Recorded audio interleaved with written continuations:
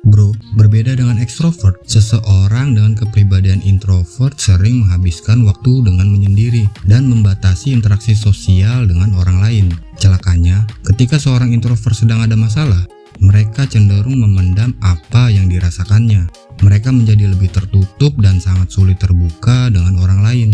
Kalau ini dibiarkan terus-menerus, hati-hati bro, lo akan rentan terkena depresi. Hal ini juga diperkuat dengan sebuah penelitian yang dipublikasikan oleh National Center for Biotechnology Information, bahwa seseorang dengan kepribadian introvert cenderung rentan mengalami depresi dan gangguan kecemasan dibandingkan seseorang dengan kepribadian ekstrovert. Setidaknya ada 3 poin utama yang bikin seorang introvert rentan mengalami depresi. Yang pertama, berpikir berlebihan. Seorang introvert itu terkenal dengan cara berpikirnya yang mendalam, dan hal ini terkadang menyebabkan overthinking. Mereka cenderung memikirkan suatu hal secara berlebihan. Mereka ngerasa cemas terhadap sebuah respon yang diberikan dari lawan bicaranya. Kalau responnya positif, mereka akan ngerasa lega.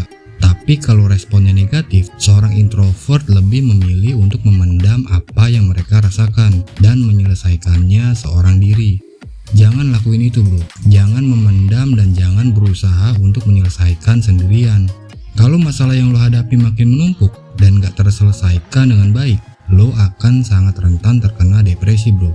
Carilah seseorang yang bisa lo andalkan, bisa teman, sahabat, pasangan, atau keluarga sekalipun. Ceritakan masalah yang sedang lo alami, gak usah berpikir kalau nanti lo akan dibully karena cerita lo itu. Ingat bro, apa yang ada di pikiran lo itu hanya ketakutan yang tak beralasan. Yang kedua, sulit untuk mengungkapkan perasaan. Sebuah studi dalam Journal of Psychiatric Research menemukan bahwa 74% orang yang mengalami depresi adalah orang dengan kepribadian introvert. Kenapa itu terjadi? Salah satunya adalah kesulitan dalam mengungkapkan perasaan. Seorang introvert terlalu memendam sisi emosional mereka, mau itu bahagia, marah, mereka selalu terlihat rapih untuk menyembunyikannya. Coba lo latih secara perlahan bro, latih sedikit demi sedikit untuk mengungkapkan perasaan. Bentuk circle pertemanan yang kecil, yang bisa ngertiin lo, yang bisa menjadi support system yang baik. Lakukan ini secara kontinu dan konsisten, maka secara nggak langsung, hal ini akan meminimasi resiko terkena depresi. Yang ketiga, terlalu nyaman menyendiri. Sebenarnya nggak ada yang salah dengan menyendiri. Bahkan menyendiri itu diperlukan ketika lo ngerasa penat dengan aktivitas sosial, kerjaan di kantor, atau tugas kuliah. Tapi akan menjadi masalah dan berbahaya kalau lo terlalu nyaman dengan menyendiri. Frekuensi menyendiri lo lebih intens ketimbang aktivitas sosial. Misalnya ketika lo lagi ada masalah, lo lebih memilih untuk menyendiri, bahkan terkesan lari dari masalah. Jangan terlalu nyaman menyendiri bro. Latih sebisa mungkin supaya frekuensi menyendiri lo itu lebih sedikit dan perbanyak aktivitas sosial. Ketika lo ada masalah, belajar untuk menghadapinya, belajar untuk menyelesaikannya secara bijak dan dewasa.